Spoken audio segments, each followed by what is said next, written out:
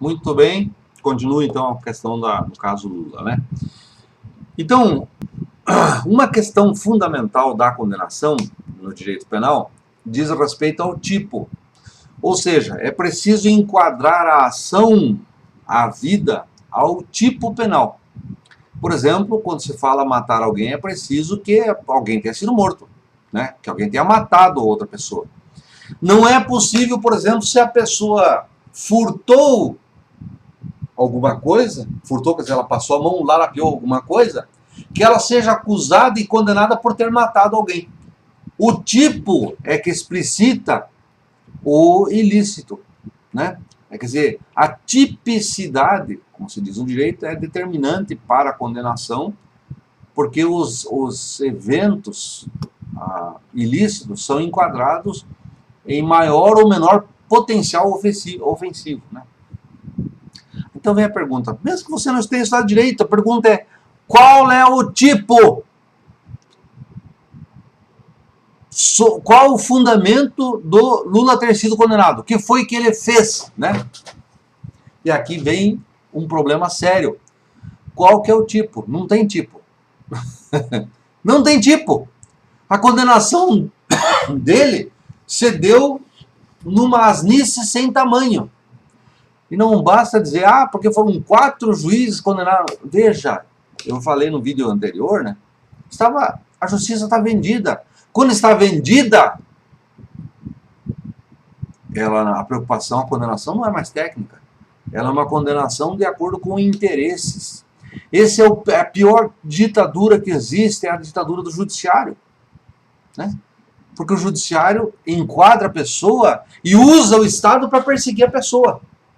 Este enquadre judicial é feito para perseguição. Quem fez isso na história da humanidade? O nazismo fez isso. O nazismo fez isso. Os juízes nazistas, eles enquadravam as pessoas e o Estado perseguia para dar uma aparência de legalidade. Então os 4 juízes fazem parte da justiça vendida. Deixaram-se levar por sabe Deus que interesses, né? Interesses políticos, seja o que for, inclusive é vedado ao juiz participar na política, para evitar esse tipo de coisa. A gente vê que não adianta, né? Não basta o cara não estar vinculado ao PSDB para defender o PSDB. Infelizmente, e isso, as condenações invadiram o direito penal. Qual é o tipo? O tipo não existe. Porque o apartamento, que é o chamado triplex lá no Guarujá, não pertence ao Lula. Se o Lula recebeu alguma vantagem, como é que se materializa essa vantagem? Na compra, digamos, do apartamento. Na compra, né? Daí ele compraria, aí você que tem uma casa, um imóvel, um lugar, você tem registro da propriedade, está registrado no cartório. Lula não tem, não está registrado o nome dele. Veja que absurdo total. Ele foi condenado por conta de uma promessa de vantagem futura. Porque ele haveria de receber o apartamento no futuro. Isso não existe no direito, né? Quer dizer, então, que se eu negocio com alguém, uma pessoa, e digo, olha, eu dou uma recompensa, se der certo isso aí daqui a 3 anos, aí não deu certo aquilo lá, a pessoa é condenada porque houve uma promessa de vantagem futura, uma corrupção inexistente no ponto presente para que no futuro se materializasse. Senhor amado, é o tipo uma acusação ignóbil, montada às custas de preconceitos que já estavam formatados. Você se lembra lá do Dallagnol, Deltan Dallagnol, que fez aquele PowerPoint lá e botou o Lula como chefe. Quer dizer, ele não estava buscando a verdade, ele já tinha uma verdade assumida na cabeça dele e essa verdade tinha que se manifestar no processo. Então, olha, não é só o juiz, o Ministério Público está doente. São pessoas doentes. Pessoas que não têm condições de estar no Poder Judiciário. Veja bem, quando foi feita a Constituição de 88, o grande jornalista Cândido Mendes foi contra o Ministério Público. Eu, na época, achei, puxa, mas por que ele está sendo contra? Hoje eu entendo o Cândido Mendes. É contra por quê? Porque se criou um monstro. Quem que fiscaliza o Ministério Público? São pessoas que entram por concurso no Ministério Público, ninguém fiscaliza o Ministério Público, eles fazem o que eles querem. Se tornou uma excrescência. Para que serve o Ministério Público? Já falei em outros lugares, o Ministério Público, uma das funções que estava prevista para o Ministério Público é a defesa dos indígenas.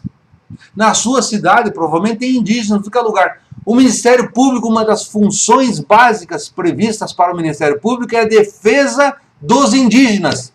Mas o senhor promotor do Ministério Público não vai defender os índios porque isso não dá ibope. Isso não faz a carreira dele deslanchar, não faz com que ele apareça na mídia. Defender índio não dá mídia. Então o que ele faz? Ele vai atrás dos políticos. Porque lá já existe um consenso imbecil no meio da sociedade de que todo político não presta. Daí ele vai lá porque daí ele quer ganhar os holofotes.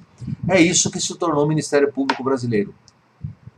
Pessoas que se acostumaram com os holofotes. E aí vão perseguir os políticos.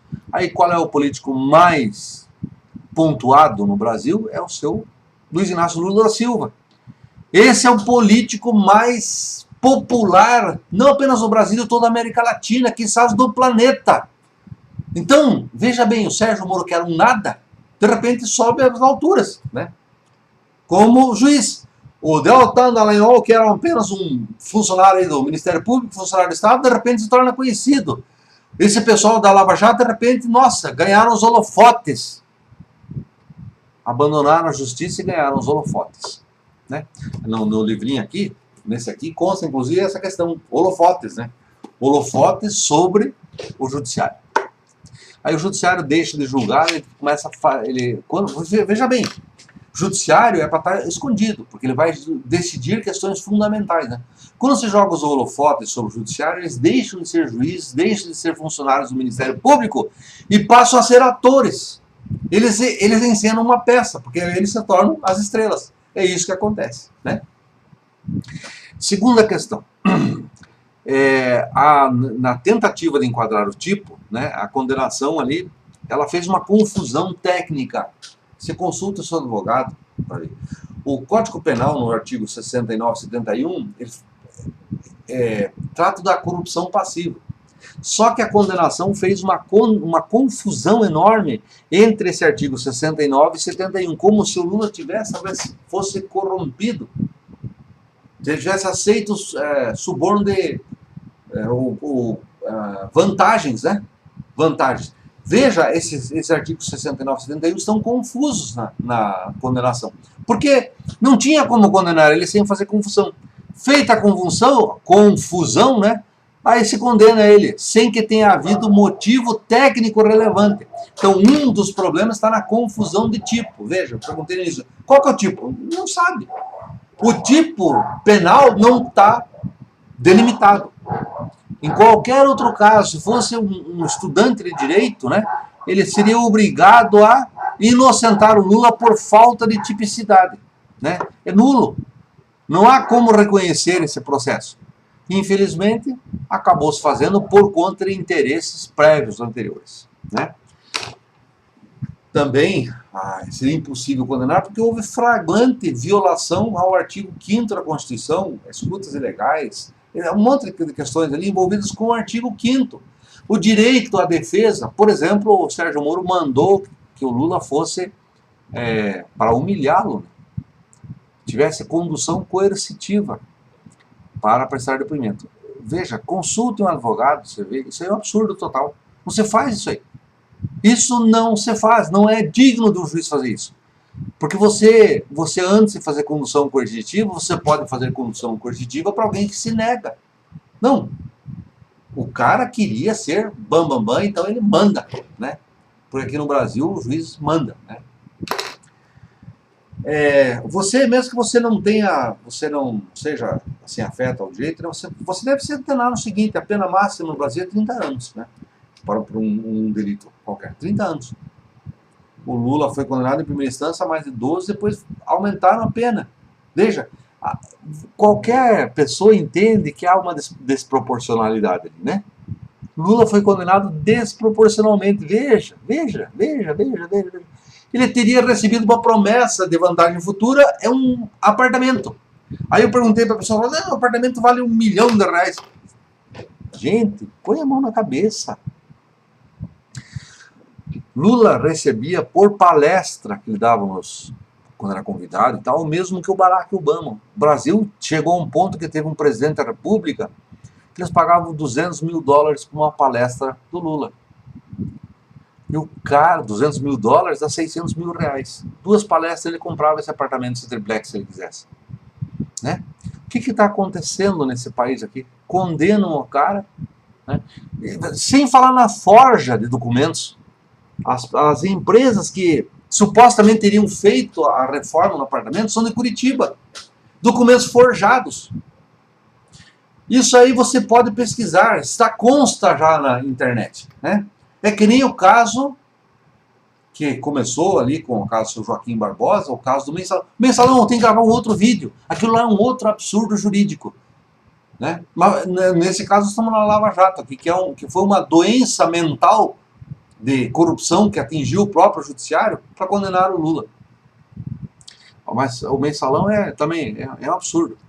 Aliás, digo aqui com vocês que antes do meu primo falecer, meu primo é Fernando Eleutério. Fernando Eleutério era professor de direito penal. Infelizmente ele foi vencido pelo alcoolismo, né? Faleceu e tal. Mas ele era um grande professor. Eu tinha convidado o Fernando para que a gente escrevesse uma obra conjunta sobre o caso do Mensalão, né? Só que o problema, o Fernando era de direita, né?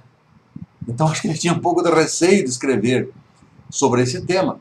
Mas uma coisa eu sabia que o Fernando não iria fazer. Ele não iria violar os seus próprios princípios, porque se ele fosse estudar o caso, ele ia ver que não se sustentar o Lava Jato, ou então o Mensalão, porque a proposta era o Mensalão, que estava um pouco mais distante, já permitia a análise, né? Ele não iria se violar para dizer que houve concordância. Ele mesmo ia perceber os problemas do Mensalão. Então, o mesmo caso é o Lava Jato. A Lava Jato, ela é desproporcional. A condenação é desproporcional ao dano, né? Qualquer pessoa vai perceber que, vamos supor na hipótese, né, hipoteticamente, que ele teria recebido como promessa de vantagem um apartamento de R$1 milhão, não tem sentido. Primeiro que não precisava disso. Segundo que condenar 20 anos por conta disso, por um apartamento que não vale R$1 milhão, né? Vocês viram as imagens, tem o pessoal do MTST que invadiu, entre aspas, aí, esse apartamento e filmou.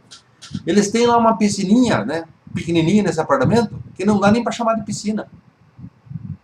O apartamento é um muquifo, porque são um apartamento em cima do outro, ali não tem saída, não tem nada. Sério, um apartamento que uma pessoa que foi presidente da República, que tem um apartamento em São Paulo que é melhor do que aquele ali, por que ele vai querer isso aí? Né?